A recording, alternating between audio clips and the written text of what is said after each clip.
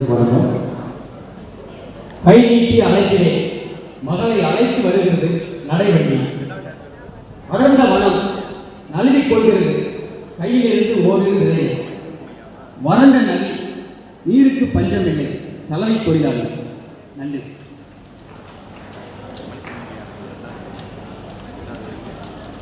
கவியரங்கை சிறப்பித்த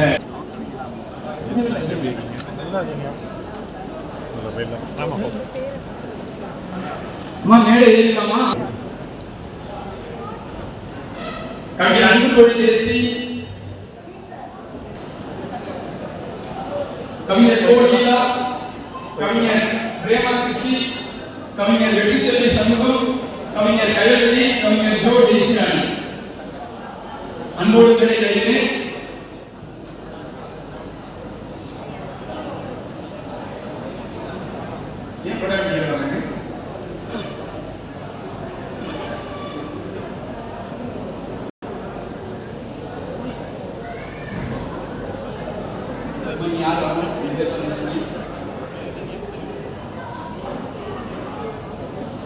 சிறப்பு நிகழ்ச்சி தொடங்கினாங்க.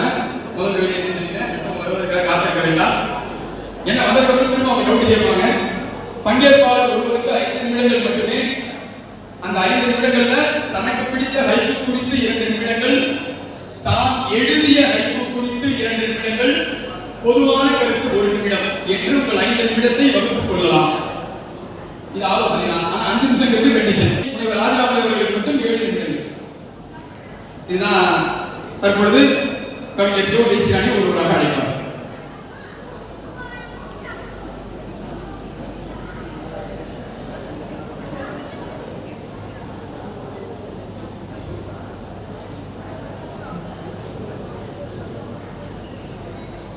அனைவருக்கும் இனிய மதிய வணக்கம்.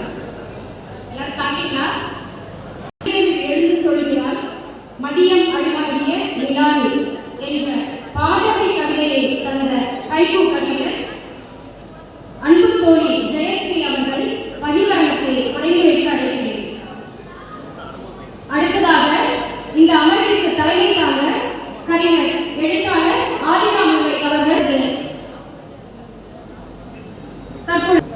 அனைவருக்கும் இனிய ஹைக்கூ வணக்கம். இந்த அற்புதமான ஹைக்கூ உலக மாநாட்டை தொடர்ந்து நடத்தி வந்து கொண்டிருக்கக்கூடிய கவிஞர் தங்கமூர்த்தி ஐயா அவர்கள், மு. முருகேஷ் அவர்கள், நந்தவனம் சந்திரசேகரன் அவர்கள் மற்றும் பெரிய உழைப்பு அதற்கு பின்னால் இருக்கிறது. இந்த உழைப்பிற்கு நான் தலை வணங்குகிறேன். ஹைக்கூ என்பது என்ன என்பதை தேடிக்கொண்டே இருக்கக்கூடிய வேளையில் ஹைக்கூ மாநாடுகளுக்கான வரவேற்பு ஒரு பக்கம் இருக்க, எதிர்ப்புகளும் ஒரு பக்கம் இருக்கிறது. அந்த வேளையில் ஒரு ஹைக்கூ கணிக்கப்பட்டது.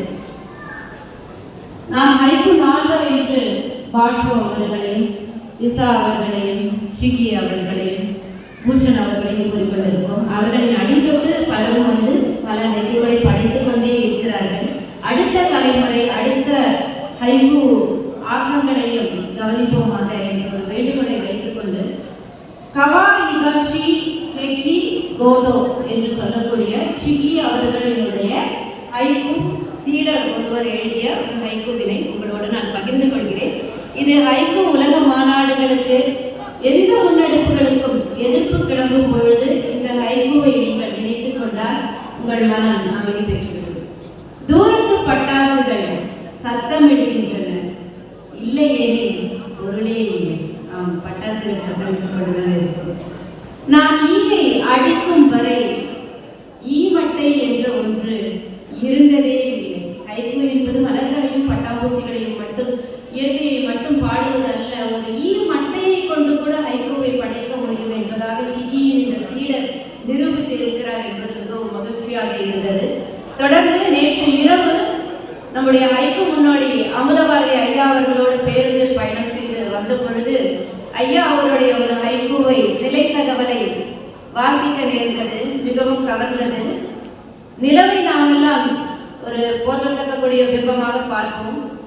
அதை பலரும் பலவிதமாக கூறுவார்கள். ஆம்ஸ்ட்ராங் அவர்கள் அதை தொட்டுவிட்டார்கள் என்று ஒரு அறிவியல் பூர்வமாக நாம் அதை வரலாற்று பெருமையாக உலகெங்கும் கூறிக்கொண்டிருக்கக்கூடிய வேளையில் நாம் எல்லாம் பகுத்தறிவு சார்ந்தவர்கள் தான் என்றாலும் கவிஞர்களுக்கு நிலவு என்பது எப்படி இருக்கிறது என்பதாக ஆம்ஸ்ட்ராங் காலால்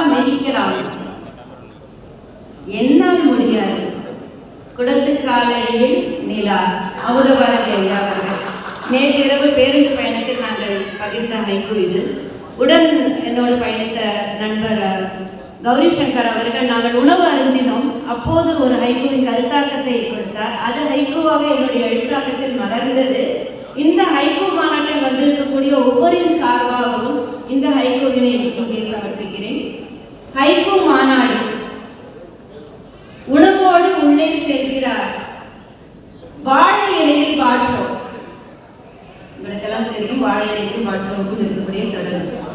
எனவே அமுதபாரதி ஐயா அவர்களுடைய நிலவை போற்றக்கூடிய, நிலவை ஒரு அறிவியல் பொருளாக காலடியில் வைத்து விதிக்கக்கூடியதாக பார்க்க முடியவில்லை என்று சொல்லக்கூடிய அந்த ஹைக்கூக்கு எதிராக ஒரு எளிய கவிதை கூட எனக்கு கண்ணுக்கு கிடைத்தது. நம்முடைய தூண்டில் மலரை புதுச்சேரியை சேர்ந்த மாமத யானை என்ற ஒரு நபர். இவர் யார் என்று எனக்கு தெரியாது, நான் இவரை சந்தித்ததில்லை. இவருடைய ஹைக்கூவை வாசித்தேன். ஹைக்கூ என்பது அப்படித்தான். ஒருவர் ஒரு பொருளை கூறுவார், அதை மாற்றி கூற இன்னொருவர் அங்கிருந்தே பிறப்பார். இப்படியான மாற்று கோணங்களையும் புதிய நபர்களையும் புதிய கருத்தாக்கங்களையும் வரவேற்கக்கூடிய களமாக ஹைக்கூ இருப்பதனால் தான் ஹைக்கூ நமக்கு பிடித்திருக்கிறது. அந்த நட்சத்திரங்களுக்காகவே நான் இருக்கிறேன், இந்த நட்சத்திரங்களுக்காகவே நாம் இருக்கிறோம் என்று சொல்லலாம். நீங்கள் பாடிக்கொண்டே இருங்கள் நிலவை என்று அமுதபாரதி ஐயாவின் ஒரு ஆக்கத்திற்கு கூட சவாலிடக்கூடியதாக, இன்னும் நிலவை எனக்கு பிடிக்கவில்லை, நான் நட்சத்திரங்கள் என்ற பெரும்பான்மையை நோக்கி நகர்கிறேன் என்பதாக ஒரு ஹைக்கூ பாடல் எழுதியிருக்கிறார் பாருங்கள். எனவே கேள்வியும் பதிலும் இங்கேயே கிடைக்கும் பொழுது இப்படை தோற்கும் எப்படை ஜெயிக்கும். நிச்சயமாக இந்த ஹைக்கூ மக்கள் நம் அனைவருமாக சேர்ந்து பல மாநாடுகளை காண்போம் என்ற ஒரு நம்பிக்கை எனக்கு இருக்கிறது என்று கூறி மீண்டும் ஒருவை இந்த வாய்ப்பிற்கு நன்றி கூறி விடைபெறுகிறேன். நன்றி, வணக்கம். சிறையில் கிடைத்தாலும் உயர பறக்கிறது காற்று பலோ என்று அழகிய ஹைக்கூ கவிதை எழுதிய எழுத்தாளர் கவிஞர் ஆதிராம் உரை அவர்களை தலைமை உரையாற்ற அழைக்கிறேன்.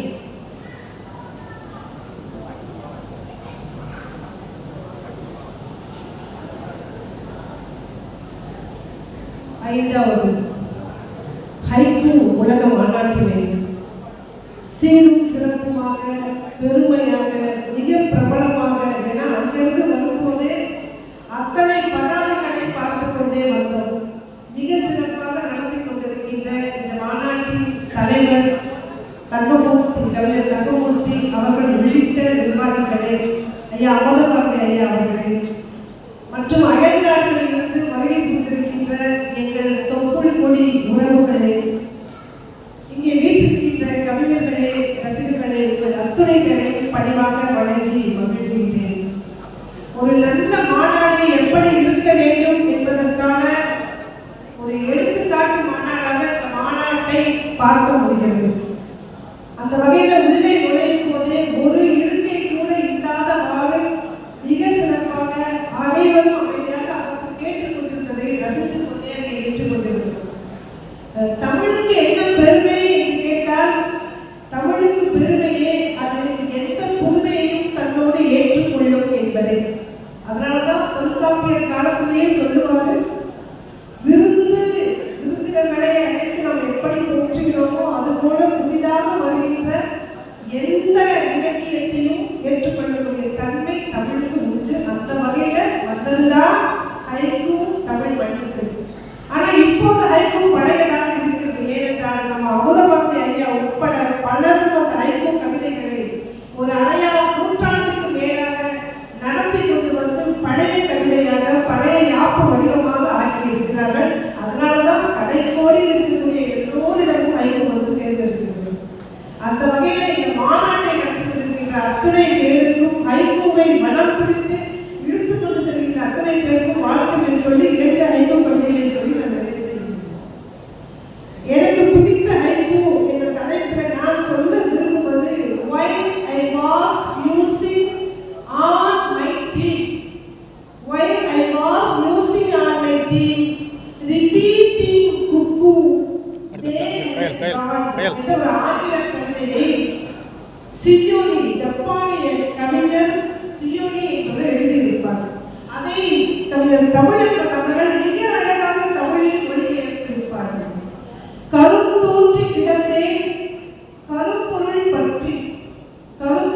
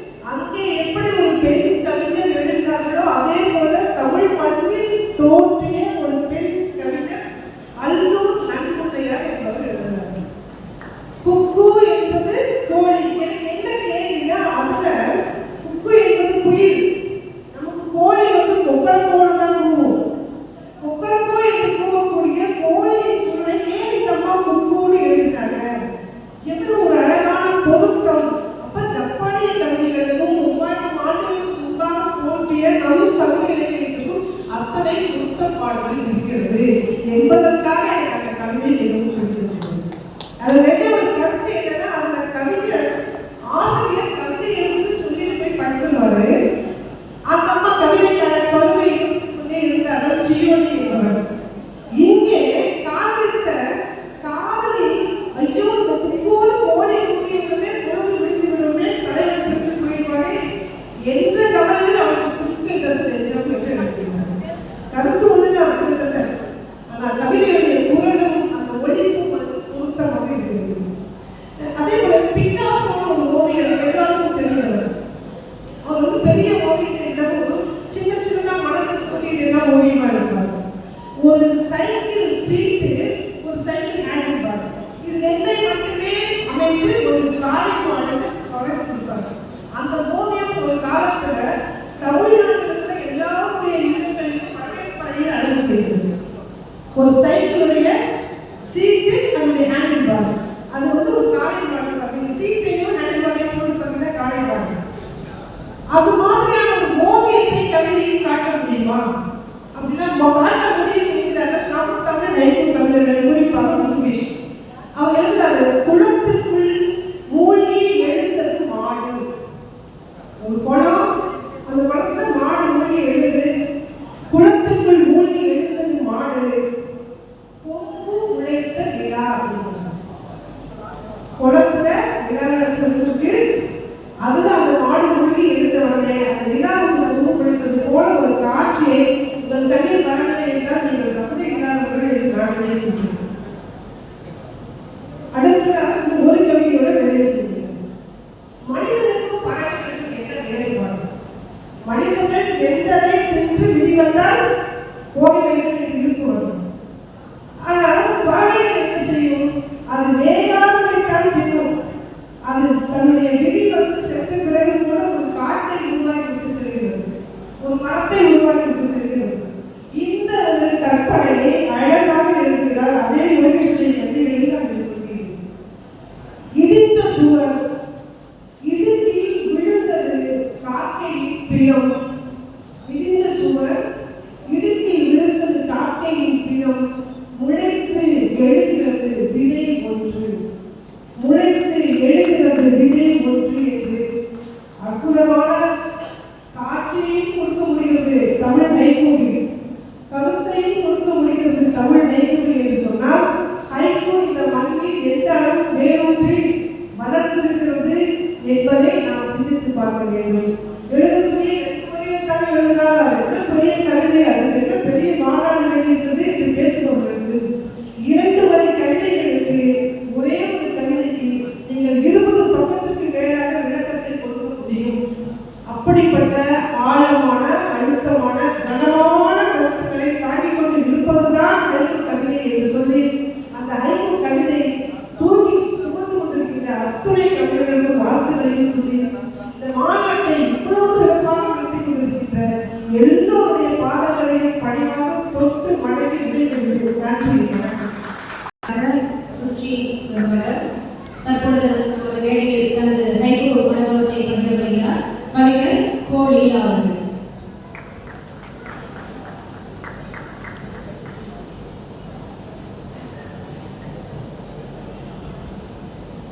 அனைவருக்கும் வணக்கம்.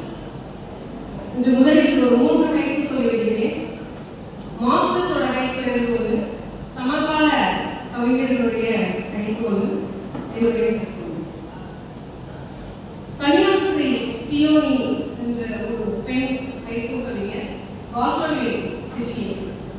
அவர் எழுதிய ஹைக்கூ நாம் காலேஜில் பேசும்போது 3 அடிகளிலே இருக்க வேண்டும் என்று பேசிக் கொண்டிருந்தோம். அவர் ஒரே வழியிலே ஒரு கவிதை எழுதியிருக்கிறார். நீர் இல்லை, நிலவில்லை. இதற்கு பின்னால் ஒரு கதை இருக்கிறது. அவர் தண்ணீரை சுமந்து கொண்டு செல்லும்போது இரவில்லை, தினமும் அந்த நிலாவை பார்க்கிறார். ஒரு நாள் அந்த சுமந்து செல்கின்ற அந்த காணி உடைந்து விடுகிறது, நிலா பார்க்க முடியாமல் போய்விடுகிறது. உடனே எழுதுகிறார், நீர் இல்லை, நிலவில்லை.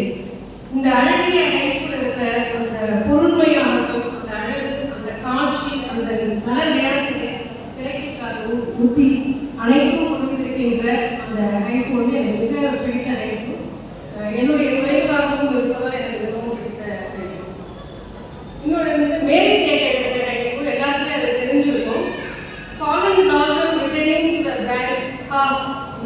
பட்டர்ஃப்ளை அப்படின்னு சொல்லி நான் இப்போ எழுதுவேன்.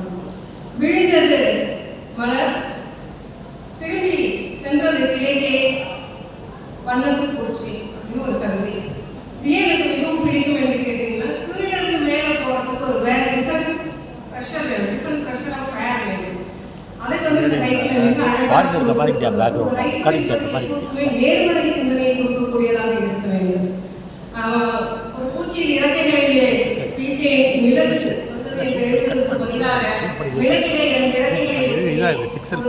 பூச்சி சார்ந்தது என்பது போல ஒரு நேர்மறையான விடுதலை என்ற சிந்தனையை கூட மேடைகளை கவிதை சொல்லுகிறது. இன்னொரு சமகால கவிஞருடைய கவிதை என்றால் இந்த கவிதை தான் நான் சொல்ல வேண்டும். ஏனென்றால் இந்த கவிதை மீது நான் 2 தொகுதிகள் எழுதியிருக்கிறேன். அலையோசையில் கலைக்கிறது மணியோசை, கடற்கரை ஆலயத்தில் பிரார்த்தனை. ஐகோ ஒரு முறை தான் வாசிக்கணுங்கிற அந்த கட்டுப்பாட்டுக்கு வாசிக்கிறேன். இதுக்கு சமமாக யார் எழுதியிருக்கா? இந்த கவிதைக்கு சொந்தக்காரர் கவிஞர் இருந்தாசாமி அவர்கள். இந்த கவிதைக்கு சமமான கவிதை பாருங்க. Temple bells die out, the fragrant blossoms remind the perfect evening என்று பாடியிருக்கிறார். நான் என்ன சொல்றேன்னா, ஒரு கோயில் மணியோசை அடிக்கிறோம், அந்த மணியோசை கரைந்து போய் ஒரு மலருடைய மனத்துல போய் இருக்கிறது, ஒரு நல்ல மாலை பொழுது என்று சொல்கிறார். என் கவிதையை ஹைக்கூடே நாம் ஜஸ்டாப்போஸ் என்று சொல்லப்படக்கூடிய முரணி குறித்து அடிக்கடி பேசிக் கொண்டிருக்கிறோம். பாஷா சொல்ற இந்த முரணி பார்த்தீங்கன்னா டெம்பரவரி ஜஸ்டாப்போஸ் என்று சொல்லக்கூடிய ஒரு வகை வேலை சார்ந்தது.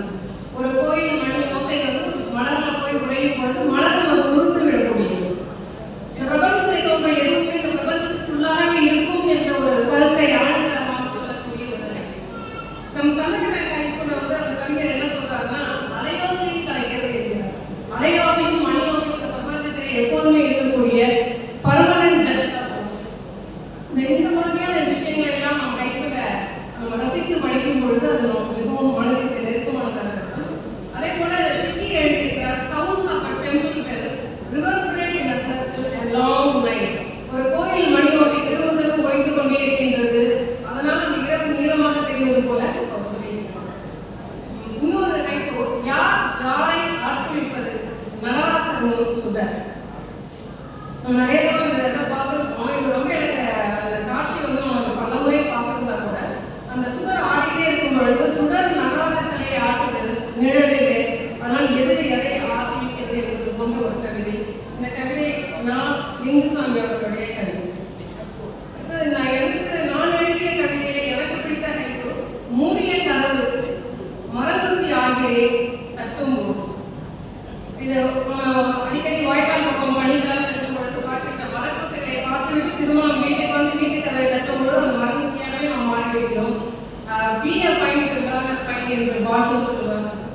அதுபோல இந்த ஐக்குவை குறித்து நான் வருகிறேன். இன்னொரு ஐக்கு, ஒரு குழாமலிருந்து இன்னொரு குழாமலுக்கு நீதிகிறது நீதி நிழல் என்ற ஐக்கு நான் எழுதிய ஐக்குவை எனக்கு மிக பிடித்த ஐக்குவாக இருக்கிறது. தமிழ் ஐக்குவை தமிழ் மொழியில் மட்டும் ஏன் இவ்வளவு சிறப்பாக அந்த ஐக்கு வளர்கிறது என்றால், தமிழில் இருக்கிற துணை பகுப்பு போல ஜப்பான் மொழியிலே ஐக்கோ என்று சொல்லக்கூடிய பருவங்களை குறிக்கக்கூடிய சொற்கள் இருக்கின்றன. நமக்கு எப்படி பெரும்பொழுது, சிறுபொழுது, கருப்பொருள், உரிபொருளை எல்லாம் நம்ம இயற்கையிலிருந்து அவதானித்து நம் வாழ்வியல் பொறுமையை ஒரு கைக்குள் வைத்து சொல்லுகின்றோமோ, அதே போல நம்ம பல நூற்றாண்டுகளுக்கு முன்பாக இந்த இலக்கியம், தமிழ் இலக்கியம் வளர்ந்திருந்தது. அதற்கு பின்னாக நாம் நாவல் எழுதிவிட்ட காலத்தில் தான் ஜப்பான் மொழியிலே எழுத்தை கண்டுபிடித்தார்கள், கஞ்சியன் எழுத்தை கண்டுபிடித்தார்கள். அவர்களுக்கும் அதே இணை வகுப்புகள் எல்லாம் இருப்பதனாலும்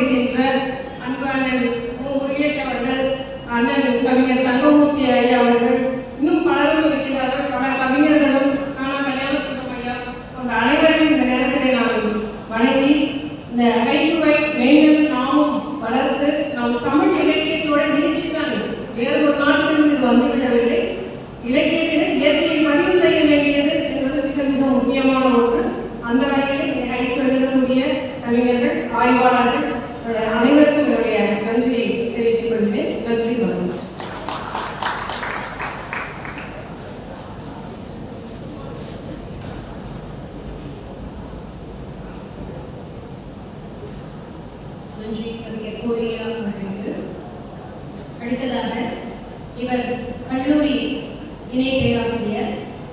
ஹைகோவில் தடம் பதித்து வருகிறார். மலர் சருகு ஒன்றே போல் வழியேகும் பூமி என்ற அழகிய ஹைகோ கவிதை எழுதிய கவிஞர் கயல்விழி அவர்கள் அடுத்த அனுபவத்தை பகிர்ந்து கொள்வார். நம்மோடு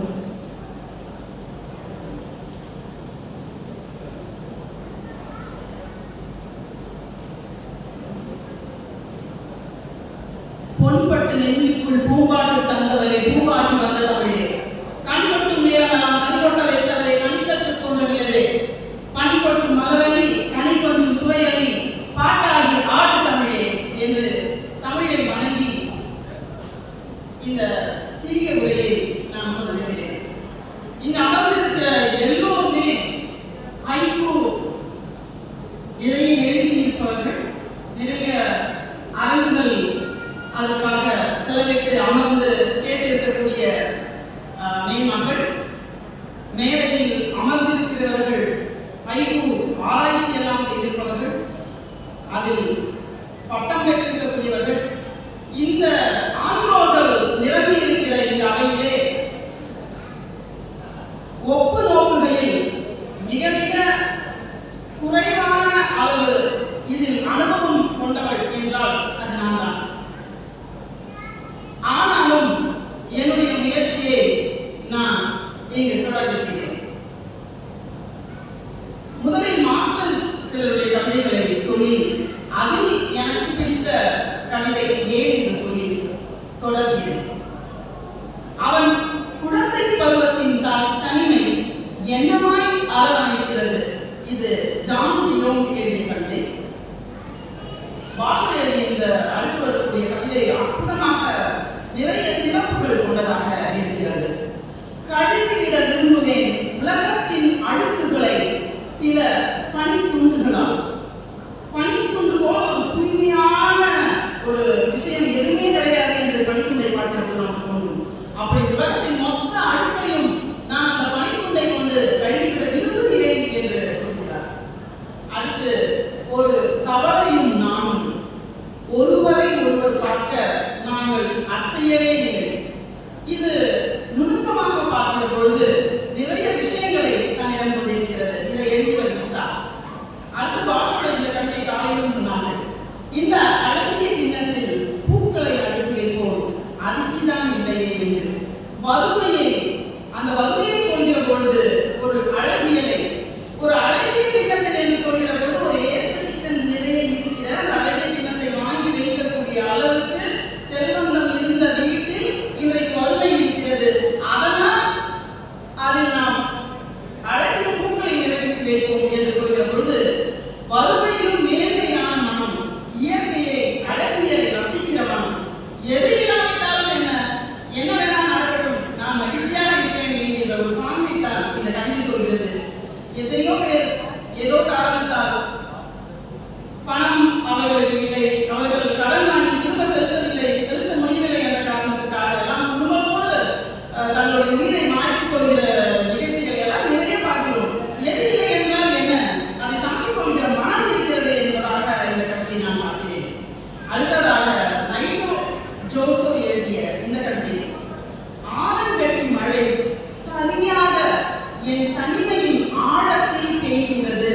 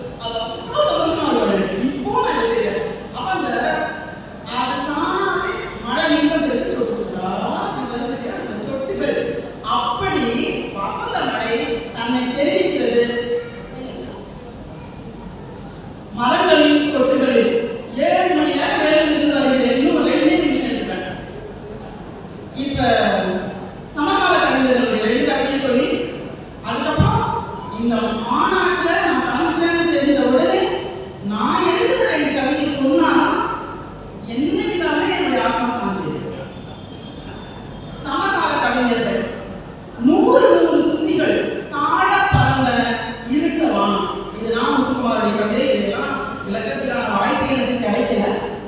அடுத்தது பொறிஞராகிய கோ லீலா ஹைக்கூ பற்றி நிறைய ஆராய்ச்சி எல்லாம் செய்து நூல்கள்லாம் வெளியிட்டிருக்கக்கூடிய கோடி லீலா அவர்கள் எழுதி தூரத்து மரம் நோக்கி கடக்கிறது 8 வழி சாலையை சிறிய பறவை.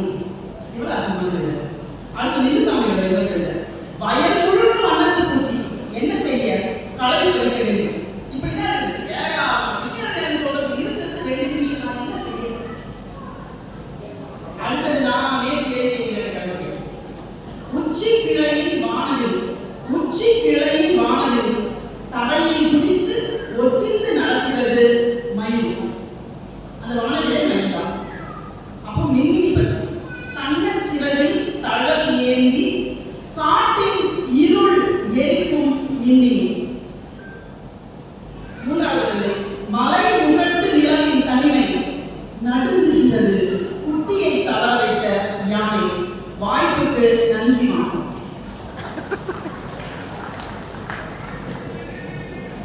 நன்றி கவிஞர் கல்வியை அவர்களுக்கு. அடுத்ததாக தன்னுடைய அனுபவத்தை பற்றி வருபவர் பூப்பெய்திய சிறுமி பள்ளி வந்திருக்கிறார் குழந்தைகளை தொலைத்து கவிஞர் முனைவர் பிரேமாகிருஷ்ணி அவர்களை அழைக்கிறேன்.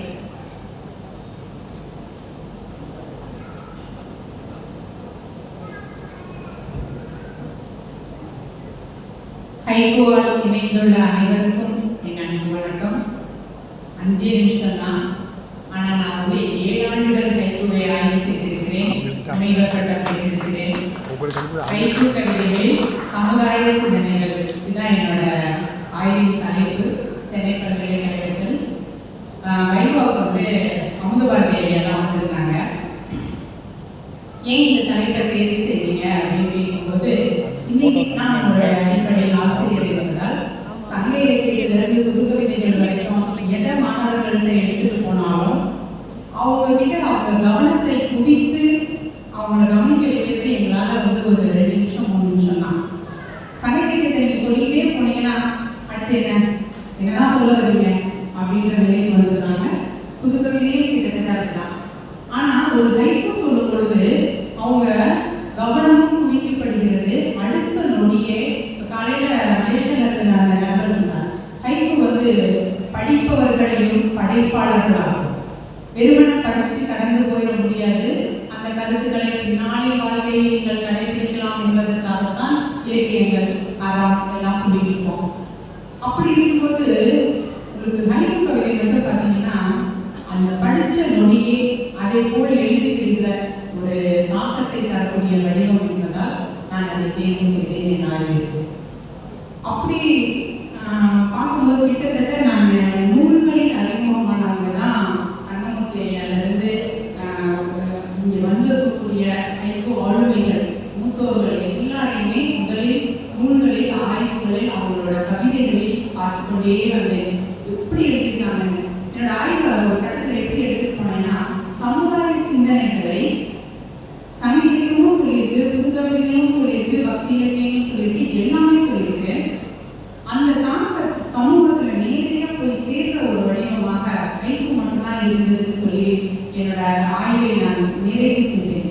அப்போ என்ன சொல்ல வந்தேன்னா தொழில் ஆய்வின் முடிவு என்னன்னா மாணவர்களை குறிப்பாக இளைஞர்களை ஈர்க்கும் ஒரு கவி வடிவம் இந்த ஹைக்கூ என்பதுதான் என் ஆய்வு முடிவாக நான் சொன்னேன். அந்த அடிப்படையில் இப்போ நம்ம பேசிக்கின்ற ஹைக்கூலே பார்த்தீங்கன்னா அரிசி இல்லை இந்த கிண்ணத்தில் பூக்களையாக வரவில்லை என்ற வாஷோவின் கவிதையை படிக்கும் பொழுது வாஷோவையே ஆய்வு நோக்கில் தான் நான் பார்த்தேன் அப்படின்றதுக்கு அடுத்து ஒரு ஹைக்கூ எழுத்தாளராக ஹைக்கூ எழுதியவராக கவிஞராக நான் அதை எப்படி எழுதினேன்னா அரிசி இல்லாத கிண்ணத்தில் அடுக்க சொல்ல வாஷோவிடமே கேட்கிறேன் பூக்களை. ஏன்னா இன்னைக்கு பூக்களும் கிடைக்காத நிலைமை இருக்குது. இன்னைக்கு அரிசி கிடைக்கல நாம் எழுதியிருந்தாரு பூக்களையாக அடிக்குவோமே, பூக்களும் அவ்வளவு சுலபத்தில் கிடைத்து விடுவதில்லை. ஆக அந்த வெறுமையான கிண்ணம் வெறுமையாகத்தான் இருக்கிறது அப்படின்ற மாதிரியெல்லாம் ஒரு சில விஷயங்களை மாற்றி யோசிக்க முடிய வைக்கிறது கவிதை தான். அதே கவிதை கிண்ணத்தில் ஒரு நிராகரிப்பு முழுவதையும் சேமிக்கிறேன் என் கவிதை கிண்ணத்தில் என்று நான் ஒரு யோசிக்க முடிகிறது. அடுத்தது, அவளுக்கு எத்தனை பெயர், பிடித்த பெயர் திமிரானவள். இந்த கவிதையை நான் எழுதியதை ஒரு 10ஆம் வகுப்பு மாணவி ரசிக்கிறார், மீண்டும் மீண்டும் படித்து ரசிக்கிறார். அப்போ என்னை முதல்ல அதில் வச்சு பார்க்கிறார். அவளுக்கு எத்தனை பெயர், பிடித்த பெயர் திமிரானவள். நான் சொன்ன அந்த 3 வரி அவள்கிட்ட வேலை செஞ்சு அடுத்து அதை தன்னை நிறுத்துகிறார். வாவ், எப்படி எழுதிருக்கீங்கம்மா அப்படிங்கிறார். அப்போ சின்ன பிள்ளைங்கள்ட்ட ரொம்ப ஈஸியா இது வந்து சிந்தனையை தூண்டும் ஒரு வழி. ஏன்னா நம்ம நிறைய ஆளுமைகள் எப்படி இருக்கணும், இயற்கை, ஜென்தத்துவம், அதுக்குள்ள ஒரு அறிவியல், அதுல ஒரு என்னென்ன இருக்கணும் அப்படிங்கிற வரையறைகள், ஒரு ஹைக்கூனா இருக்கான், நீங்கள்தான் ஹைக்கூவே இல்லை அப்படிங்கிற ஒரு மாபெரும் தாக்கம், எல்லாமே ஹைக்கூ கவிஞர்கள் எதிர்கொண்டு வருகிறோம். இருந்தாலும் அந்த 3 அடிகளில் தன் எண்ணத்தை வெளிப்படுத்தும் ஒரு வடிவமாக இந்த ஹைக்கூ இருப்பதால் இது இளைஞர்களை மற்றும் இப்போது மொழியை அழகாக வளர்த்துட்டு போறதுக்கான ஒரு வடிவம். நீங்க எந்த வடிவத்தில் மொழியை குழந்தைங்களுக்கு எடுத்துட்டு போகணும்னு நினைச்சீங்கனாலும், கல்லூரி மாணவர்கள் எடுத்துட்டு போகணும்னு நினைச்சீங்கனாலும் அது அவ்வளவு சுலபம் அல்ல. இன்னைக்கு அவங்க கிட்ட நம்ம எடுத்துட்டு போறதுக்கான ஒரே வழி இதுதான். பக்தி இதெல்லாம் கூட பாத்தீங்கன்னா ரொம்ப ஈஸியா நம்ம ஹைக்கூவை வெளிப்படுத்திடலாம். தேவாலய ஊழியர்களே, கையெழுந்தும் ஏழை வெளியே எங்கு செல்ல நினைப்பான். இதை ரசிக்க இன்றைய சமூகம் அதை யோசிக்கவும் செய்கிறது, அதே போல கவிதை எழுதவும் செய்கிறார்கள். ஒரு கிறிஸ்தவளாக காத்திருக்கிறேன் கேள்விகளோடு அந்த நியாயத்திற்கு நாளுக்காக கொஞ்சம் யோசிங்கன்னா புரியும். ஏன்னா நாம கேள்வி கேட்கப்படுவோம் என்ற நிலையை தாண்டி நான் கேள்விகளோடு காத்திருக்கிறேன் என்று கொடுத்தேன். இங்க சேலத்துல இருந்து ராஜாங்க ஐயா வந்திருக்காங்க. அவங்க பாத்தீங்கன்னா என்னோட கவிதைகளை தினமும் அவங்களோட அறிவிப்பு பலகைகள், வீட்டுல அறிவிப்பு பலகையில போறவங்க வரவங்க படிக்கிறதுக்காக எழுதுறாரு அப்படிங்கிறது எனக்கு தெரியும். நீங்க அதை வந்து நேரடியாக அவர் படிச்சு காட்டி சொல்லிட்டு போனாரு. அப்படி ஒரு ஆண் ரசித்த ஒரு கவிதையாக அதிகாலை தேனி அன்றைய நாளில் பெண்களுக்கும் வாய்க்கால் சமத்துவம். என் பொண்ணு இதை யோசிக்கலாமா, என் பொண்ணுக்கு இது வந்து வாய்க்கவில்லை, ஏன்னா நிறைய பேர் அதை கடந்து வந்திருக்கோம், இன்னும் கூட அதை கடக்காத ஒரு நிலைமையும் இருக்கிறது அப்படின்னு சொல்லலாம். ஏன்னா நான் திருப்பி திருப்பி என்னால சமூகத்தை பார்க்கறது, ஒரு ஆசிரியராக மாணவர்களை பார்க்கறது, இதுக்குதான் நான் இந்த ஹைக்கூவை பயன்படுத்தி கொண்டிருப்பதால் ஹைக்கூ குறித்த எனது அனுபவம் அப்படித்தான் இருக்கிறது. சேரிக்குள் வராத பெயர் காத்திருக்கிறது, பட்டியலின ஆட்சியர் வருகிறது என்று எழுதியிருக்கேன். இதெல்லாம் வந்து குழந்தைங்க நிறைய கேள்வி கேட்கிறாங்க, இது என்ன அர்த்தம், எப்படி எழுதுனீங்க அடுத்த உடனே அவங்களால அதை எளிமையாக யோசிக்க முடிகிறது. கருத்தரிக்கவில்லை, தாய்ப்பால் சுரக்கவில்லை, தாய்மை சுமக்கும் திருநங்கை.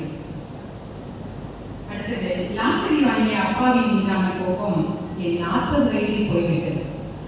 இதெல்லாம் பார்த்தீங்கன்னா அப்படியே கடந்த கால நினைவுகள், சிந்தனைகள். நான் கடந்து போவதுன்னா அப்படின்னு வந்து நாங்கள் எல்லாருமே சொன்னாங்க, ஹைக்கூ என்பது நான் பயணிக்கும் போதே என் கூட அப்படி வந்துட்டே இருக்கு அப்படின்னு சொல்லி. அப்படியாக நம் அன்றாட வாழ்வில் நிறைந்துள்ள ஒரு இலக்கிய வடிவமாக இந்த ஹைக்கூவை நாம் எடுத்து செல்வோம், வரும் தலைமுறைக்கும் கொண்டு செல்வோம். ஒரு ஆசிரியராக அதை நான் நிறைவாக செய்கிறேன். விரைவில் என் மாணவர்கள் எழுதிய ஹைக்கூ நூலை இதே மாதிரி ஒரு மாநாட்டில் வெளியிடுவோம் என்று நன்றியோடு நிறைவேற்றுகிறேன். இவர் மட்டுமல்ல, இவருடைய மகளும் மிக காத்திரமான கருத்துக்களை கொண்ட ஹைக்கூவை படைக்கும் கவிஞர் தான். நன்றி கவிஞர் பிரேமானந்த் அவர்களுக்கு. இந்த அமர்வை மிக சிறப்பாகிய கவிஞர் பெருமக்கள் அனைவருக்கும் நன்றி. அனுபவ பயிர் வழங்கத்தை சிறப்பித்த அத்தனை பேருக்கும் ஒரு பலத்த கரவலை கொடுத்து நம்முடைய நன்றிகளை பாராட்டுகிறோம். அவர்கள் முனைவர் பிரேமா கிருஷ்ணி அவர்களுக்கு தமிழ்ச்சங்க தலைவர் கௌரவம் செய்கிறார். ஒரு சிறப்பு பாராட்டு.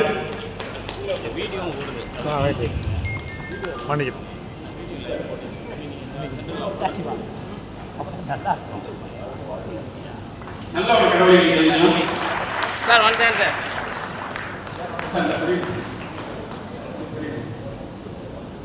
அண்ணா இங்கே பாருங்க, அப்படி இருங்க, அப்படி ரெடி.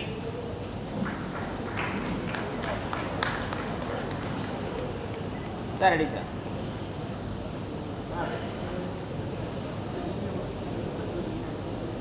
அடுத்தபடியாக கவிஞர் கையெழுதி அவர்களுக்கு சான்றிதழ் வழங்கப்படுகிறது.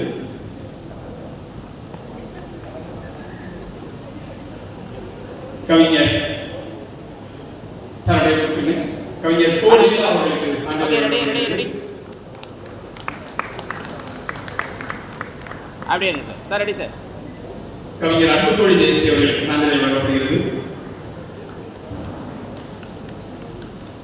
இந்த அரங்கிற்கு தலைமை ஏற்ற கவிஞர் ஆதிரா பிள்ளை அவர்களுக்கு சான்றிதழ்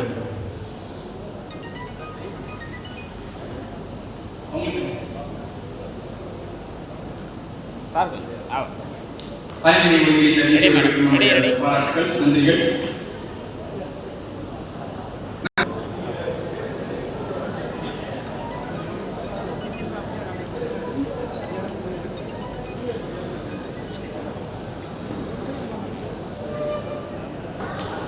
நன்றி சகோதரிகளே. கேமரா எடுத்து ஓடுங்க. என்ன உண்மையில் பெண்களே கலந்து கொள்கிற முதல் நிகழ்வு புதுக்கோட்டை மாநாட்டில் நடைபெற்றிருக்கிறது என்ற பெருமையோடு அவர்களுக்கு விடைபெற்றோம்.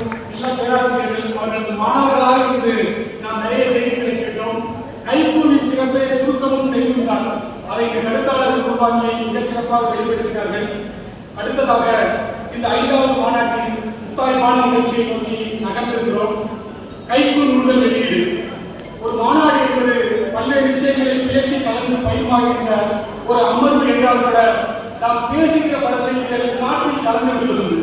ஆனால் ஒரு மாநாட்டில் வெளியிடப்பட்ட புத்தகம் என்பது அந்த காலம் நடந்து இருக்கிற ஒரு ஆட்களை படைத்தது. அதனாலதான் ஒரு எழுத்தாளர் சொன்னார், நேற்றின் வரலாறு தெரியாமல் போனால் இன்று என்ன செய்வது என்று புரியாமல் போகும், இன்று என்ன செய்வது என்று புரியாமல் போனால் நாளை என்பது நம் கையில் இல்லை என்றால் ஒரு வரலாற்று ஆய்வறிஞன். அந்த வரிகளை வலியுறுத்திதான் ஒவ்வொரு கைக்கூ மாநாட்டிலும் புத்தக வெளியீடு என்ற ஒரு சிறப்பான நிகழ்வை நடத்தி வருகிறோம். ஒவ்வொரு ஆண்டும் நூல்கள் கூடி கூடி புதுக்கோட்டையில் நடைபெறுகிற இந்த 5வது மாநாட்டில் 46 நூல்களை வெளியிடுகிறோம் என்பதே ஒரு வரலாற்று முக்கியத்துவம் வாய்ந்த செய்தி. எனக்கு முன்னால் பேசிய கவி முருகபாரதி அழகாக ஒரு செய்தி சொன்னார். இந்த மாநாட்டுக்கு நாங்கள் யாரிடம் நிதி கேட்கவில்லை, ஆனால் நேரத்தை தானமாக தாருங்கள் என்று கேட்டு 30 நிமிடத்தை மிச்சப்படுத்தி சென்ற முருகபாரதிக்கு நன்றி. அவர் மிச்சப்படுத்தி கொடுத்தது மட்டும் எனக்கு ஒரு செக் வச்சு போயிருக்காரு. இந்த 46 புத்தகத்தையும் 46 நிமிடத்திற்குள் முடியுங்கள் என்ற ஒரு நேர மேலாண்மை தந்திருக்கிறார். நிச்சயம் அதற்குள் இந்த நிகழ்வை நாங்கள் முடிப்போம் என்று சொல்லி ஒரு 5 எழுத்தாளர்கள் அவர்கள் நூலை யார் பெற்றுக் கொள்கிறார்கள் என்ற அடிப்படையில் அழைக்கலாம் என்று நினைக்கிறோம். முதலாவதாக அழைக்கிற 5 நூல்கள் நமது கைக்கூ முன்னோடி ஓவிய கவிஞர் அமுதபாரதி, மணிசண்முகம் IPS அவர்கள், மருத்துவர் கவிஞர் கல்விழா மோகன் அவர்கள், தருமபுரி அரசு கலைக்கல்லூரியின் முதல்வர் மரியாதைக்குரிய முனைவர் கோ கண்ணன் என்ற புலவேந்தன் அவர்கள், அன்பு கவிஞர் தங்கமூர்த்தி ஐவரையும் உங்கள் பலத்த கலவையோடு மேடைக்கு வணங்கி வரவேற்கிறேன். இவர்களை வெளியிடுகிற நூல்களை தயாரிக்கிற பற்றி சொல்லியிருக்காங்க. அதுக்கு ஒரு படிவமே போட்டு கொடுத்துருக்கோம். இப்போது அந்த நூல் வெளியீட்டு விழா தொடங்குகிறது. முதலாவதாக ஓவிய கவிஞர் ஐயா அமுதபாரதி அவர்கள்.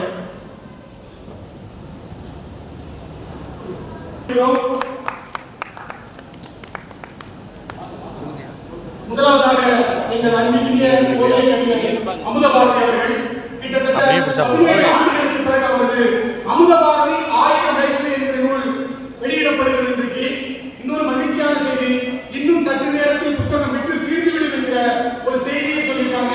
ஏன்னா வெறும் 80 நூல்கள் தான் ஐயா கொண்டு வந்தாங்க. அதனால யாருக்காவது தேவைன்னா 400 ரூபாய் மதிப்புள்ள அந்த புத்தகத்தை படைப்பு குழுமத்தின் உரிமையாளர் ஜிம்னாஸ்மி கைக்கூ கவிஞர்களுக்கு 3 வரினா பிடிக்கும், ஆக 300 ரூபாய்க்கு கொடுங்கள் என்று சொல்லியிருக்கிறார். 300 ரூபாய்க்கு கொடுங்கள் என்று சொல்லியிருக்கிறார். ஆக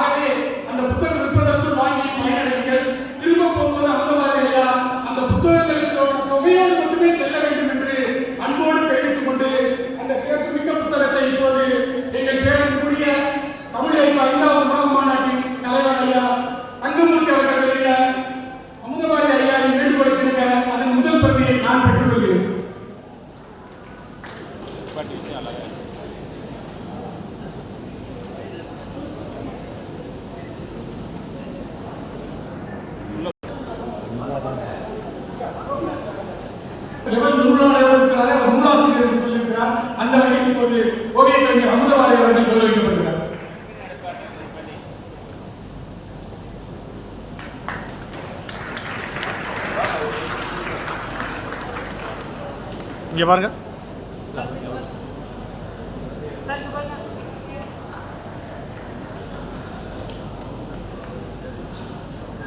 கண்ணன் அவர்கள் நான் காலையிலே தொடக்கத்தில் சொன்ன மாதிரி அரசு கல்லூரியில் 5000 மாணவர்கள் படிக்கிற ஒரு கல்லூரியை மிகச் சிறப்பாக நிர்வகித்ததற்காக மேலாள் தமிழக முதல்வரின் கையில் சிறந்த முதல்வர் என்பதற்கான விருதை பெற்றவர் கண்ணன் அவர்கள். ஏற்கனவே அவர் அரபு கவிதையில் புதுக்கவிதை எழுதியிருக்கிறார். கைக்கு கவிதை என்பது காட்சிபூர்வமானது. ஆனால் பிறந்ததிலிருந்து இந்த உலகத்தை காட்சிபூர்வமாக பார்க்காத மனிதர் உள்வாங்கி எழுதியிருக்கிற உலகின் முதல் தொகுப்பு என்கிற பெருமையோடு கண்ணன் அவர்களின் யானைச்சுவை என்கிற புத்தகம் வெளியிடப்பட இருக்கிறது. இந்த சிறப்புமிக்க புத்தகத்தை ஓவிய கவிஞர் ஐயா அமுதபாரதி அவர்கள் வெளியிட முதல் பிரதியை எங்கள் பேரன்புக்குரிய கவிஞர் தோழர் முத்துநிலம் அவர்கள் இப்போது பெற்றுக் கொள்வார்.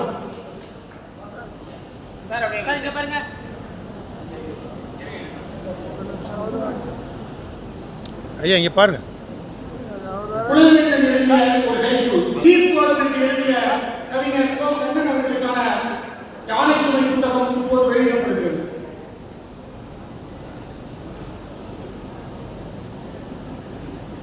இந்த மாநாட்டிற்கு தஞ்சையிலிருந்து வந்திருக்கிற மருத்துவர் கவிஞர் கவினிலா மோகன் அவர்கள் எழுதிய ஒரு புல்லாங்குழல் நூல் அடுத்ததாக வெளியிடப்பட இருக்கிறது.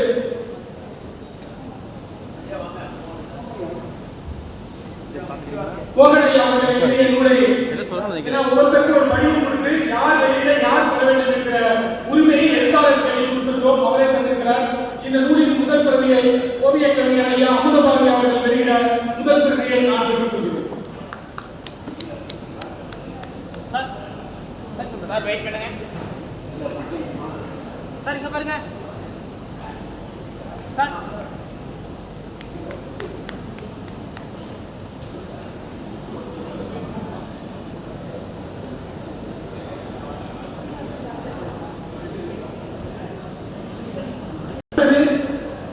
கவிஞர் கவினிலா மோகன் எழுதிய ஒரு கைப்பு மரத்தின் நிழலில் அசைவோடும் ஆட்டின் மேல் இணைப்பாரும் பச்சோது. அற்புதமான காட்சி.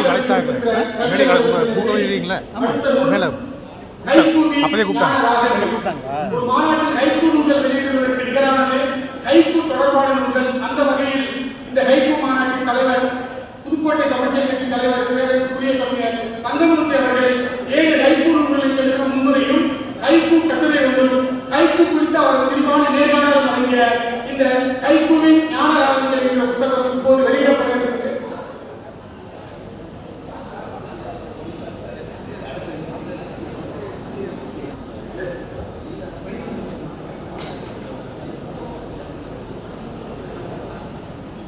ஒரு அன்பான வேண்டுகோள் கவிஞர்களுக்கு சொல்லியிருந்தது, மேடைக்கு வரும்போது புத்தகத்தோட வாங்கின. ஏன்னா எல்லா புத்தகத்தையும் நான் படித்து குறிப்புகளோட தான் இருக்கிறேன். ஆகவே தயவு செய்து நூல் வெளியிட மேடைக்கு வருகிற கவிஞர்கள் அந்த நூலோடு வரவும் அப்படிதான் சொல்லப்பட்டிருக்கிற செய்தி. தயவு செஞ்சு மறந்தாங்க. அடுத்த லீல அவங்க புத்தகத்தோட ரெடியா இருங்க. மணிசந்திரன் சார் கையில அவங்க எதிர்கைக்கு புத்தகம் இருக்கு.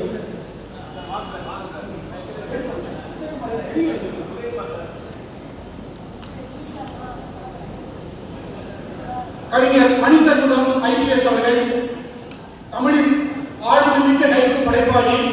8 கைப்பு நூல்களையும் 8 கைப்பு மொழிபெயர்ப்பு நூல்களை எழுதிய ஒரு மகத்தான கவிஞர். கடலூர் மாவட்டத்தில் பிறந்த அவர் இன்றைக்கு கைப்பு தீவிரமாக இயங்கி வருகிறார். மின்னல் கீற்று முகம் இருந்த இடத்தில் புற்களின் மலர்கள் மட்டும் என்று எழுதிய எங்கள் பேரன்புக்குரிய கவிஞர் மணிசந்திரன் IPS அவர்கள் எழுதிய அன்பு கவிஞர் தங்கமூர்த்தி அவர்கள் வெளியிட ஓவிய கவிஞர் அமுதபாரதி அவர்கள் இப்போது பெற்றுக் கொள்வார்கள். சார் எப்படி சார் கொஞ்சம் சென்டர் கொஞ்சம்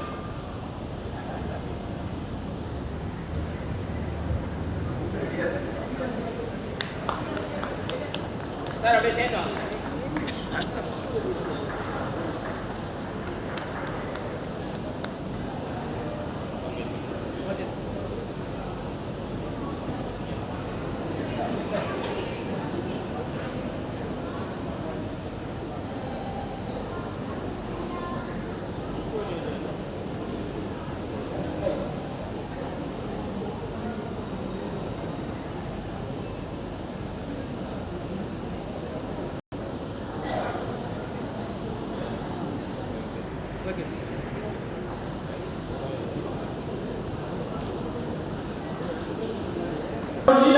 எழுதிய மணிச்சிறை என்று மலையாளத்திலும் தமிழிலும் இருக்கிற புத்தகத்தை வெளியிட்டு ஆங்கிலம் மற்றும் மலையாளம் என இரு மொழிகளில் இருக்கிற ஒரு அற்புதமான கைக்கூநூல். அந்த நூலை வெளியிடுவதற்காக நமது பேரனுக்குரிய கவிஞர் கயல் அவர்கள் வெளியிட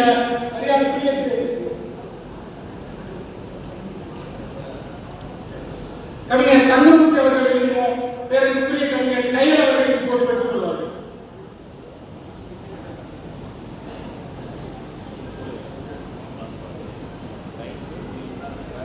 மேடம் அப்படிங்க பாருங்க. மேடம் திரும்பிங்க. மேடம் இங்க பாருங்க.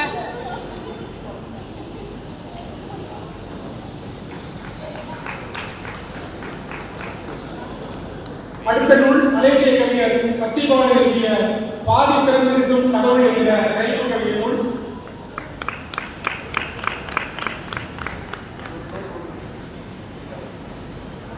ஆங்கில நூல் வெளியிட்டு மலையாள கவிதை நூல் அமுத பாரதி ஐயா அவர்கள் வெளியிட நான் கொண்டுள்ளேன். அப்படிங்க பாருங்க.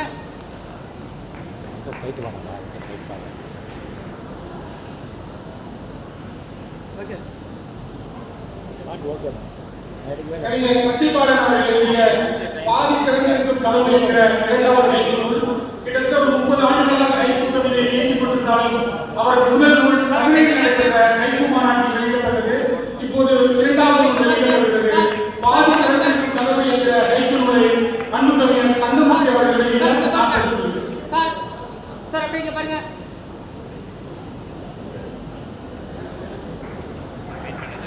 சார் அப்படி இருங்க. Okay sir. புகழ்பெற்ற கவிதை சாலையோர புத்தக கடை வாங்கிய நூலில் அனுப்பாத காதல் கடை. அடுத்த நூலை வெளியிட இருப்பவர் அன்பு கவிஞர் முனைவர் பிரேமா கிருஷ்ணி அவர்கள். முற்றுப்பெறாத கவிதை என்ற அவரது புத்தகம் வெளியிடப்படுகிறது. இன்றைய கருத்தரங்கத்தில் அவரது கைப்பு ஆய்வு பற்றி தெளிவாக குறிப்பிட்டார்.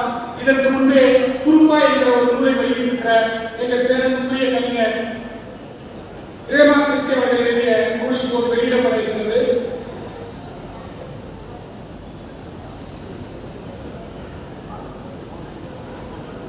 அவரது நூலை ஓவிய கவிஞர் அமுத பாரதி அவர்கள் வெளியிட அன்பு கவிஞர் தங்கமூர்த்தி அவர்கள் பெற்றுக்கொண்டார்.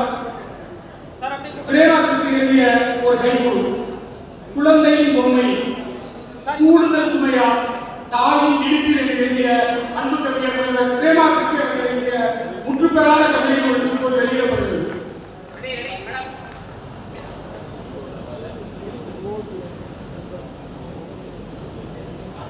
அடுத்த நூல் புதுவையைச் சேர்ந்த கவிஞர் ஆதிரா அவர்கள் எழுதிய பாதங்களுக்குள் நழுவு மணல் என்ற கைப்பு கவிதை நூல் வெளியிடப்பட இருக்கிறது.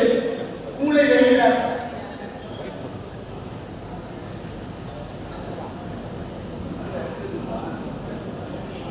அடுத்த நூல் மனதில் புத்த மத்தாப்பு. புதுச்சேரியிலிருந்து வந்திருக்கிற 82 வயது இளைஞர் எங்கள் பேரனுக்குரிய ஐயா அவர்கள் திருத்தாமல் எழுதிய நூல். அந்த நூலுக்கு அவரது இணையர் ஓய்வு பெற்ற ஆசிரியர் அமிர்தவழி அவர்கள் ஒரு முன்னுரை எழுதியிருக்காங்க. ஒரு அற்புதமான முன்னுரை. தனது இளையர் அவருக்கு எழுதிய ஒரு முன்னுரை. இருவரும் இணைந்து நமது மாநாட்டுக்காக புதுச்சேரியிலும் வந்திருக்கிறார்கள். அவர்களை பலத்த கரவொலியோடு வணங்கி இருவரையும் அன்போடு வரவேற்போம். மனதில் பூத்த மத்தாப்பு என்ற புதுச்சேரியை சேர்ந்த ஐயா நான் திருத்தாமல் எழுதியிருக்கிற நூல். அவர் எழுதிய கவிதைகளும் எனக்கு பிடித்த ஒரு கைப்பு. இனி உனக்கும் எனக்கும் ஒட்டுமில்லை உறவும் இல்லை, கீழே உதிர்ந்தது சருகு என்று வாழ்வியல் தத்துவத்தை எல்லாம் முன்னு வைத்து சொல்ல எங்கள் பேரனுக்குரிய ஐயா திருத்தாமல் அவர்கள் எழுதிய மனதில் பூத்த மத்தாப்பு என்கிற நூல் இப்போது வெளியிடப்பட இருக்கிறது.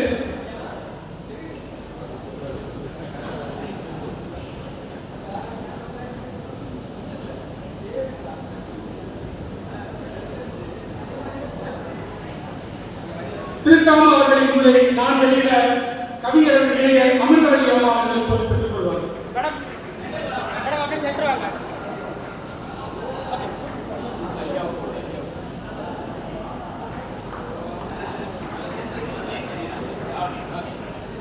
ஐயா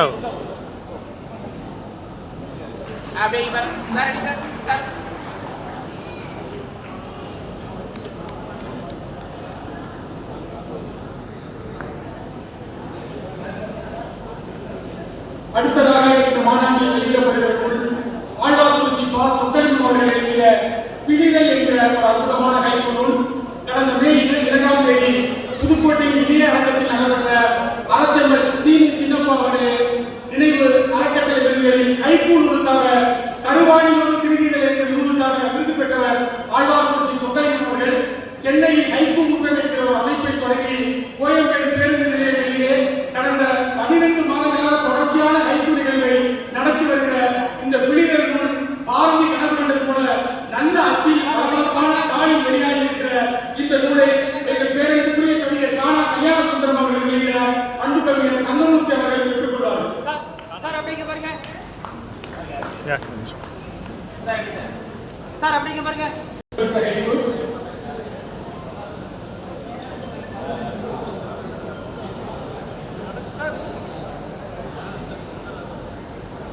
அடுத்ததாக தமிழ் கைப்பு சென்று என்று ஒரு மகத்தான பணியை மொழிபெயர்ப்பாளர் கைப்பு கவிஞர் அமரன் செய்திருக்கிறார். அவர் புதுவை மற்றும் தமிழகத்தைச் சேர்ந்த கிட்டத்தட்ட 500க்கும் மேற்பட்ட கைப்பு கவிதைகளை பாகம் 1, 2, 3 என்று ஆங்கிலத்தில் மொழிபெயர்த்து உலக மொழிகளுக்கு கொண்டு செல்கிற ஒரு மகத்தான பணியில் ஈடுபட்டிருக்கிறார். முதலில் அமரன் அவர்களை மேடை கிடைக்கிறேன். அவருக்கு எப்பவுமே பிடிக்காத இடம் மேடை தான். கடைசி இருக்கையில் இருக்கிறவர் அமரன் ஐயா.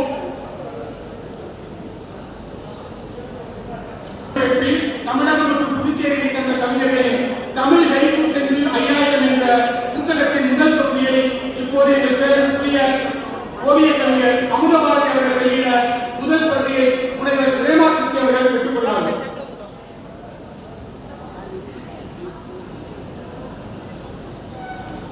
சார் அப்படிங்க பாருங்க.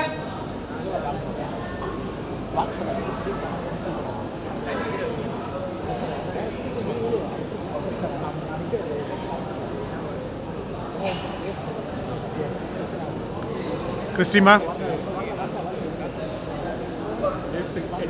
அமுதபாரதி வெளியிட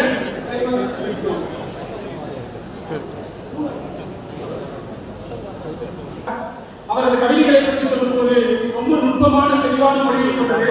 அவர் எழுதிய ஒரு கைப்பு நதிக்கும் வறட்சி விதியினை கடந்த வழி என்றும் அதிரும் காணல் நீர் என்று எழுதியிருக்கிற பேரன்புக்குரிய அமரன் அவர்களின் முதல் தொகுதியை இப்போது ஓவிய கவிஞர் அமுதபாரதி அவர்கள் வெளியிட முனைவர் பிரேமா கிருஷ்ண அவர்கள் பெற்றுக் கொள்வார்கள்.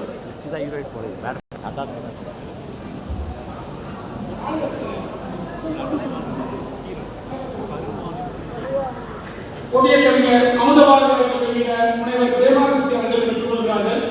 2வது தொகுதியை வெளியிட கவிஞர் கவிதா மோகன் அவர்களை வெளியிட 4வது தொகுதியை நான் வெளியிட கவிஞர் தங்கமூர்த்தி அவர்கள் பெற்றுக் கொள்கிறார்கள்.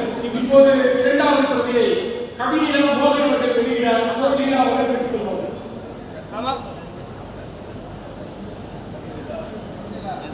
மோகன் சார் இருக்கீங்களா?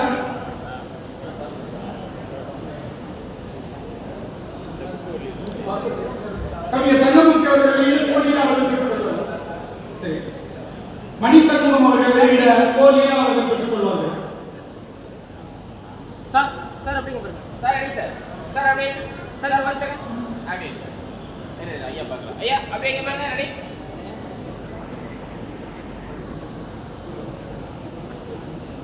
மூன்றாவது தொகுதியை கவிஞர் தங்கமூர்த்தி அவர்கள் வெளியிட நந்தவனம் சந்திரசேகர் அவர்கள் பெற்றுக் கொள்வார்கள்.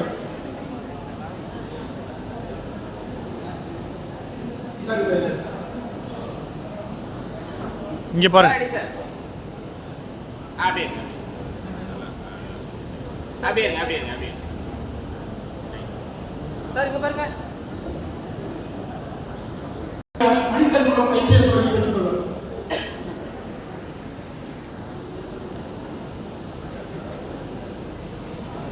அப்படியே அப்படியே மேடம் கொஞ்சம் உள்ள வாங்க. அப்படியே சார் ரெடி. அப்படியே வந்துருங்க சார். Ready sir. சார் ரெடியா பாருங்க. Sir ready photo. நான்கும் சிறப்பு தலைமுறை கிடைக்கும். இன்றைக்கு பிரதிகள் குறைவாக இருக்கிறதுனால இந்த விற்பனை வைக்க முடியல. விரைவில் அதற்கான ஒரு விழா மதுரையில் இருக்கிறது என்கிற இனிப்பான செய்தியோடு அடுத்த நூல் அன்பு கவிஞர் நந்தவனம் சந்திரசேகர் எழுதிய கைக்கு ஒரு கூர்நோக்கு என்கிற கைக்கு பற்றிய ஒரு கட்டுரை நூல். அறிமுகம் அதிகம் தேவையில்லாத நந்தவனம் சந்திரசேகர் தொடர்ந்து கைக்கு தளத்தில் இயங்கி வருபவர். அவரது ஒரு புகழ்பெற்ற கைக்கு தவளைகள் சத்தம்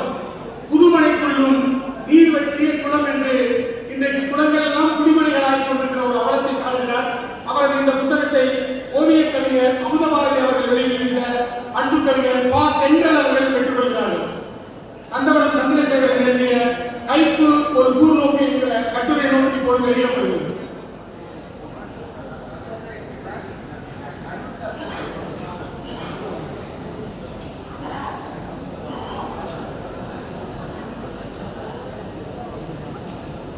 சார் அடி புக் அப்படி சார் ரெடி சார் அப்படி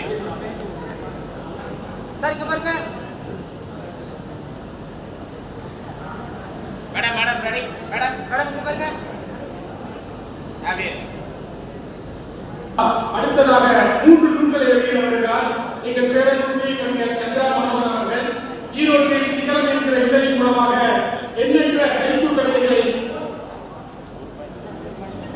ஹைக்கூ கவிஞர்களை உருவாக்கிய பெருமைக்குரிய சந்திரா மனோகரன் அவர்களை அன்போடு மேடை கிடைக்கிறேன். ஏற்கனவே கரைந்த காற்று உதிரும் மௌனம் என்கிற சிறப்பான நூல்களை வெளியிட்டவர். அதன் 2ஆம் பதிப்புகளை இன்னும் செங்கோடு வெளியிட்டிருக்கிறார். அவரது முதல் நூலாக இப்போது உதிரும் மௌனம் நூல் வெளியிடப்பட இருக்கிறது. அந்த நூலை வெளியிடுவதற்காக காரைக்காலில் வந்திருக்கிற அன்பு கவிஞர் காரைக்கால் அவர்களை பெற்றுக் கொள்வதற்கு கோவிய கவிஞர் அமுதபாபு அவர்களை அன்போடு வேண்டி கேட்டுக்கொள்கிறேன். அடுத்த நூலை வெளியிட கவிஞர் சுப்பிரபாத மணியன் அவர்களையும் பெற்றுக்கொள்ள கவிஞர் அன்பாதவன் அவர்களை நம்மோடு வேண்டி கேட்கிறேன். முதலில் இப்போது உதிரும் நூல் வெளியிடப்படுகிறது. காரைக்கால் அவர்கள் வெளியிட கோவிய கவிஞர் அமுதபாபு அவர்கள் பெற்றுக்கொள்வார்கள். ஐயா அப்படியே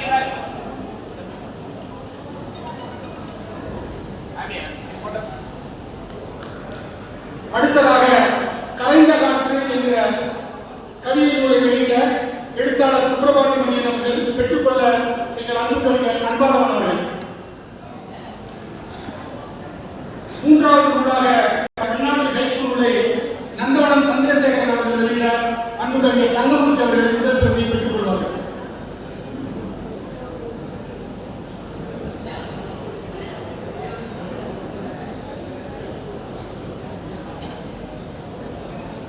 சார் அப்படியே இங்க பாருங்க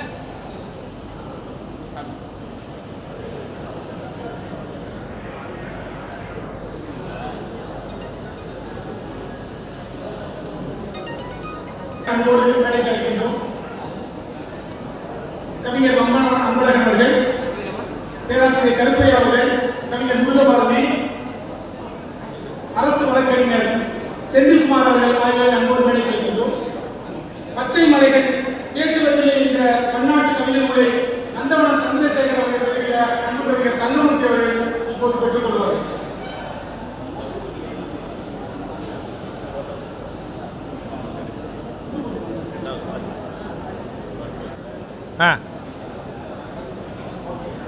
இந்த சிறப்புமிக்க மாநாட்டு மேடையில் அடுத்ததாக நாம் வெளியிட்டிருக்கிற நூல் கவிஞர் சி கலையரசன் எழுதிய நட்சத்திர பூக்கள். கவிஞர் கலையரசன் அவர்களை அன்போடு ஆசிரியரான இவர் தற்போது மாணவ ஆசிரியர் காப்பாளராக பணி செய்து கொண்டிருக்கிறார்.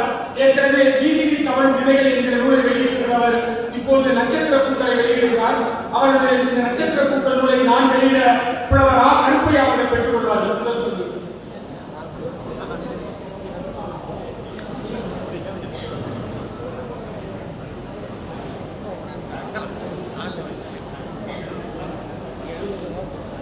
சார் இங்க பாருங்க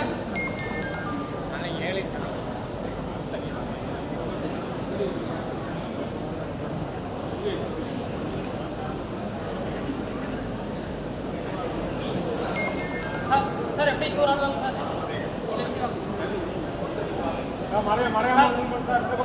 சார்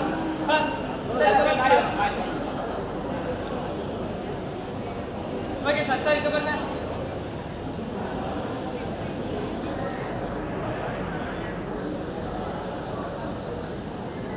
அடுத்ததாக திருவண்ணாமலை மாவட்டம் அல்லியங்கள் அரசு மேல்நிலைப் பள்ளி தலைமை ஆசிரியர் அன்பு கவிஞர் அன்பு மாணவன் எழுதிய சிறு தடங்கள் பெரிய பயணம் என்கிற ஒரு ஹைக்கூ கவிதை நூல் வெளியிடப்பட்டிருக்கிறது. மிகச்சிறந்த சமூக தொண்டராகவும் துளி என்கிற ஹைக்கூ நூலின் ஆசிரியருமான அன்பு மாணவன் அவர்கள் எழுதிய சிறு தடங்கள் என்கிற நூல் வெளியிடப்பட இருக்கிறது. அந்த நூலை நான் வெளியிட கவிஞர் அவரின் மனைவி மகன் மகள் என்று ஒரு ஹைக்கூ குடும்பமாய் பெற்றுக் கொள்கிறார்கள். அன்பு கவிஞர் ஓவிய கவிஞர் அமுதபாரதி அவர்கள் தலைமையில்.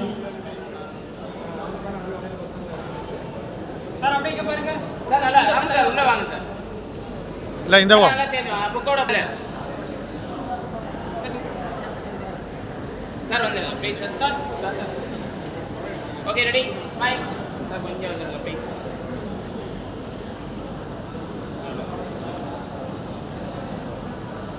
சார் ரெடி சார் அப்படியே இருங்க ரெடி 1 செகண்ட். காற்றும் கரையும் கானமாய் மாறும் சில நேரங்களில் ஓசை என்று எழுதியவர் கவிஞர் அன்புமாறன் அவர்கள். அடுத்த நூல் இரவை உருட்டும் குருவி என்று கவிஞர் நயினார் அவர்கள் எழுதிய நூல்.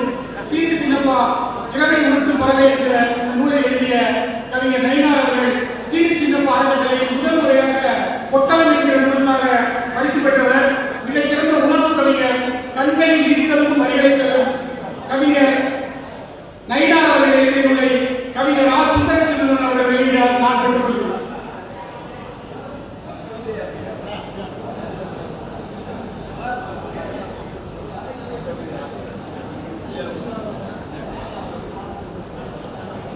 ஐயா மறைக்காதீங்க. சார் அப்படியே கொஞ்சம் திரும்பி அப்படியே அப்படியே அப்படியே சார் நீங்கள் சேர்ந்து வாங்க. ஓகே ரெடி சார் அப்படியே இருங்க ரெடி ரெடி சார். கேமரா பாருங்க 1 செகண்ட் 1 செகண்ட். ஓகே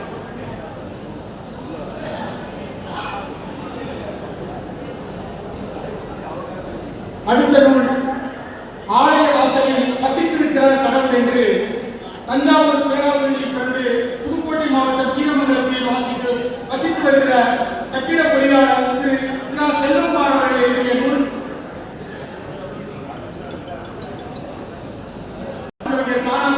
அவர்கள் பெற்றுக்கொள்வார்.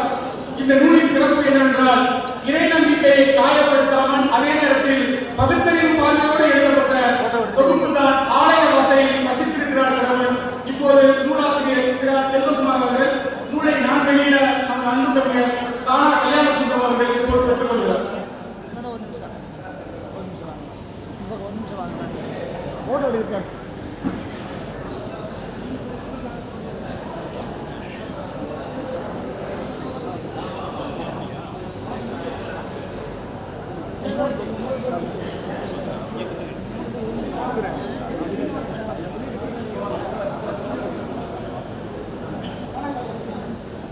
சார் அப்படியே கொஞ்சம் சேர்த்து வாங்க சார்.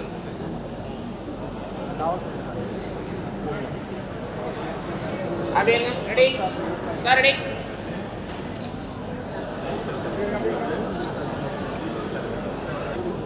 மலேசியாவில் கொண்டிருக்கிற எங்கள் அன்பு கவிஞர் மகேந்திர நவமணி எழுதிய மலை நின்ற நீதி என்கிற கைப்பு கவிஞர் அடுத்ததாக வெளியிடப்பட இருக்கிறது. இந்த நூலை கவிஞர் தங்கமூர்த்தி அவர்கள் வெளியிட கவிஞர் பச்சைப்பாளன் அவர்கள் பெற்றுக்கொள்கிறார். மகேந்திர நவமணி அவர்கள் தொடர்ந்து கைப்பு தளத்தில் தீவிரமாக இயங்கி வருபவர். இந்த ஆண்டு கவிப்போர் நினைவு கைப்பு போட்டியில் அவரது கவிதையும் பரிசு பெற்றிருக்கிறது என்ற மகிழ்ச்சியான செய்தியை இந்த மன்றத்தில் தெரிவித்துக் கொண்டு அவர் எழுதிய கைப்பூவில் ஒன்று கிழிஞ்சல் சேலைக்கும் சிறுமியோடு வீடு வந்து சேர்கிறது ஆர்ப்பரிக்கும் கடல் என்று எழுதிய அன்பு கவிஞர் மகேந்திர நவமணி எழுதிய மலை நின்ற நீதி என்கிற தொகுப்பை இப்போது தங்கமூர்த்தி அவர்கள் வெளியிட கவிஞர் பச்சைப்பாளன் அவர்கள் பெற்றுக்கொள்கிறார். சார் அப்படியே புக்க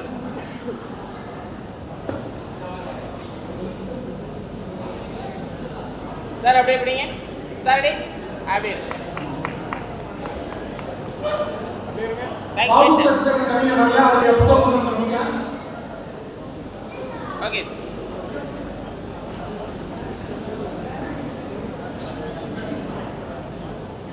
இன்றைக்கு தமிழ் கவிதை தளத்தில் தொடர்ந்து இயங்கி வருகிற பல ஆளுமையாளர்கள் கைக்கூலிலும் தரம் எடுத்திருக்கிறார்கள். அந்த வகையில் சென்றாண்டு சீரி சின்னப்பா அறக்கட்டளை கைக்கூலி பெற்ற எங்கள் பேருக்குரிய தம்பி வா. ரகுநாத் எழுதிய 1000 திணைகளும் ஒரு புறாவும் என்கிற கைக்கூலி நூல் இப்போது வெளியிடப்பட இருக்கிறது. இந்த சிறப்புமிக்க நூலை கவிஞர் தங்கமூர்த்தி அவர்கள் வெளியிட நான் பெற்றுக்கொள்கிறேன். ரகுநாத் எழுதிய பல கவிதைகள் எனக்கு பிடிக்கும் என்றாலும் ஒரு மிகச்சிறந்த கைக்கூலி கண்ணாடி தொட்டி நீரின் விழிகளில் கடல் ஆழம் என்று எழுதிய அற்புதமான கவிஞர் ரகுநாத் அவர்களின் 1000 திணைகளும் ஒரு புறாவும் என்கிற நூலை இப்போது கவிஞர் தங்கமூர்த்தி அவர்கள் வெளியிட நான் பெற்றுக்கொள்கிறேன். சார் அப்படியே உள்ள வந்துருங்க சென்டருக்கு வந்துடுங்க சார். சார் ரெடி அப்படியே இருங்க ஸ்மைல் ரெடி அப்படியே தேங்க்யூ சார்